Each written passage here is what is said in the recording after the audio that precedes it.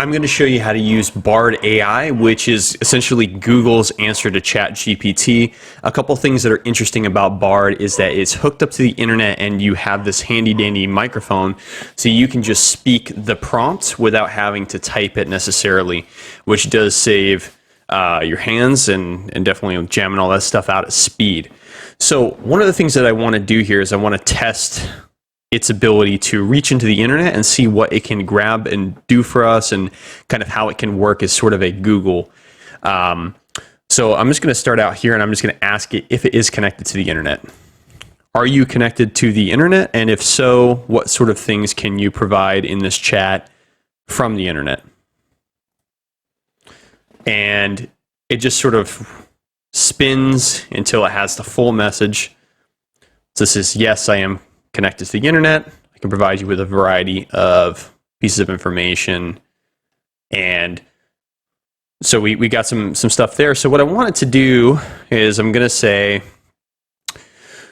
go to a job listing site like Indeed.com or another comparable job listing site and find me the top paying jobs in cloud architecture in the Austin, Texas area. And so that heard everything I said pretty flawlessly. I think that's exactly what I said. And so it says now I'm unable to help as I'm only a language model and I don't have the ability to process or understand that.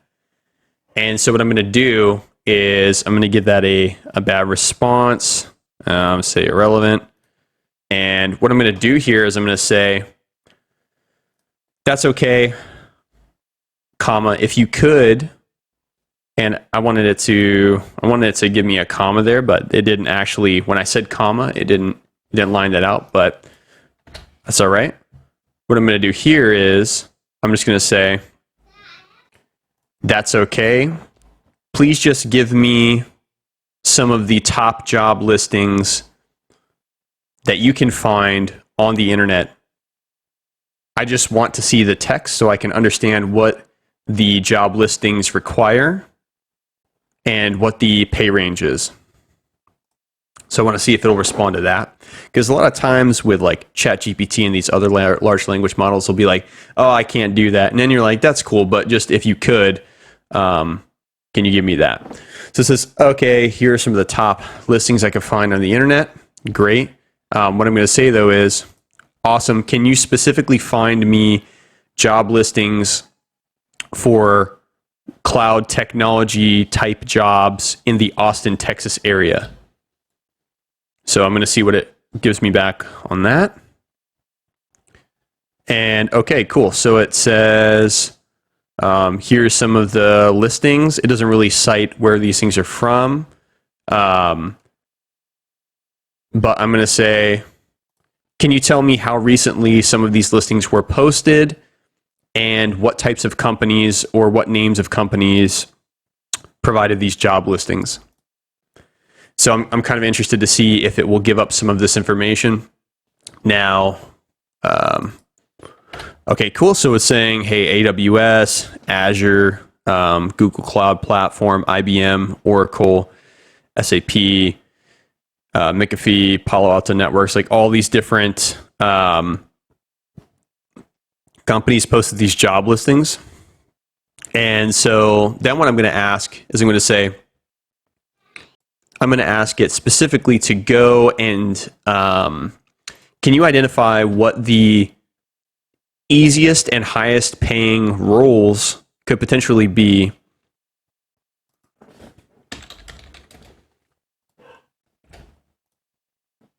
Could you tell me what the easiest and highest paying jobs are out of all these jobs you found in the Austin, Texas area in this category? So I'm actually going to say, hey, can you just tell me what the easiest and highest paying one is? And sometimes this thing kind of bugs out and it leaves your text inside of the box after you've been using the microphone, but that's okay. So it says, okay, like here's the highest paying one, cloud architect, right? So I'm going to say, I'm just going to do some research. We're just going to dive into it. I'm going to say, Can you tell me more about how to become a cloud architect? And then give me a 10-step plan and a timeline for actually becoming a cloud architect. And give me a pathway to actually achieving that goal and getting this type of job. And see where it just keeps some of that. I think that's kind of buggy because like after you send it, it shouldn't have that there. Okay, so it gave some steps. That's cool. Now it says some things like, hey, get certified in cloud computing.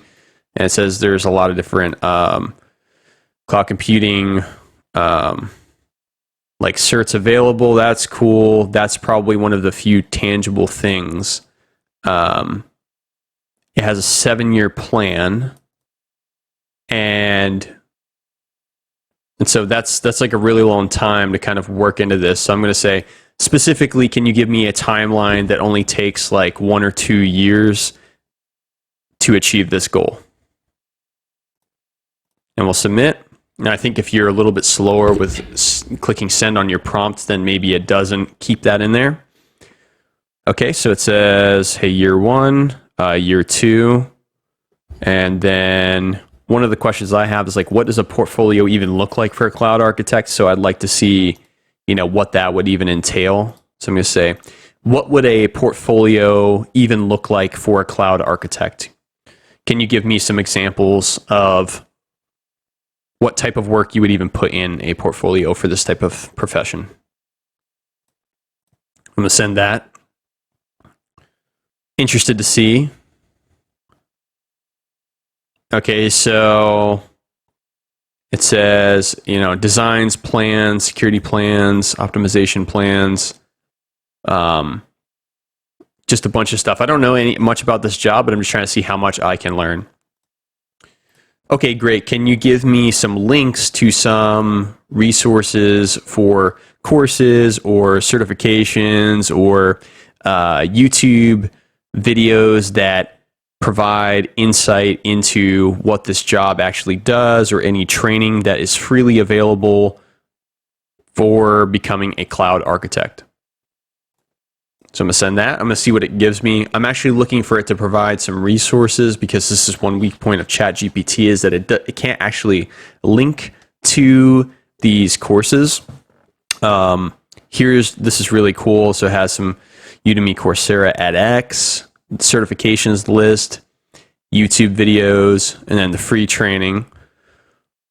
So this is really cool. So we have that right there. Can you find me the top paying job listings all across the United States for this type of job? And then tell me what city specifically pays the most. And then can you tell me how much the pay for that job would equate to the cost of living in that city? And so this is a hard test because I'm asking it to actually kind of go do some research, assess cost of living in an area, and then sort of break that down against the pay. And so it gives me some pay, and then it says, okay, cool. So this is being vague. It's like, hey, this is a personal decision, blah, blah, blah. If you had to choose a city with the best pay and the best cost of living, which city in the United States would it be for this job? And so I wanted to give me an answer. And one cool thing I like about this is I haven't typed anything.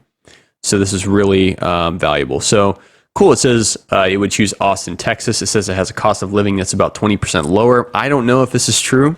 And it says that the average salary for a cloud architect in Austin is about 10% higher than the national average.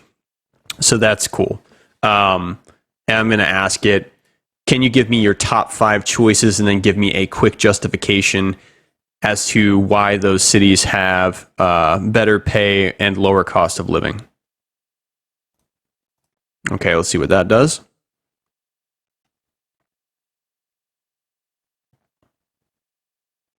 Okay, so it gives Austin, Denver, Raleigh, Columbus, and Madison, Wisconsin. Okay.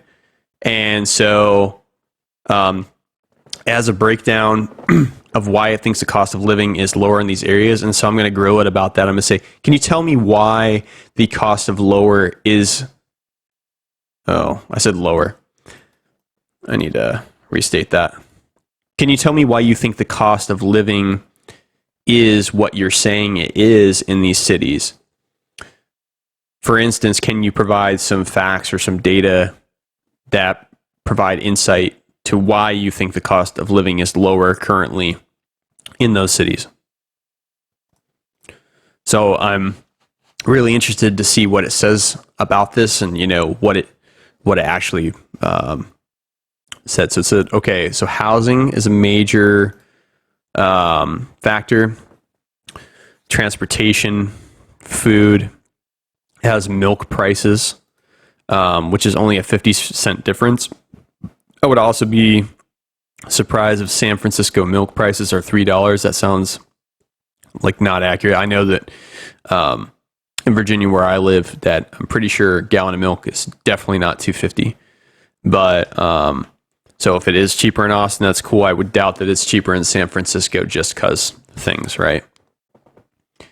Monthly electric bills, that's also interesting. And then taxes, I think probably... it says the property tax rate in San Francisco is about 1.25 versus Austin's 1.75. And I'm going to say, can you provide your sources for the cost of living data that you just provided to me? So I'm interested to see if it will do that and what its sources are, where it's coming from. So it says it has some information from these sources, and I'm going to ask if this data or information current as of 2023, because that's very important. And it says that the data is current. I do know that government sources tend to be pretty lax on their time frames. They have they pull some information, maybe like 2 years behind. And so it may or may not be super current, but it's saying it is. That's really cool. So we could say okay, let's Google it, right? And we could quickly go to Google just right off of that, and then take that piece right there, that prompt, it's a prompt. It's actually kind of crazy because Bard is sort of providing prompts for Google to drive you towards the internet.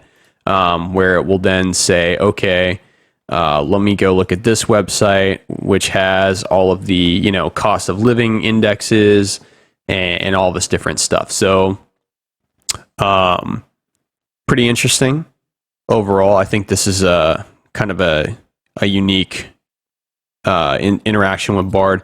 Some of the things that I think are awesome, the internet connectedness and the ability to just prompt verbally through a microphone. I think those are both really powerful for Bard. So if you watched this far, I hope this was helpful, and I'll see you in another video.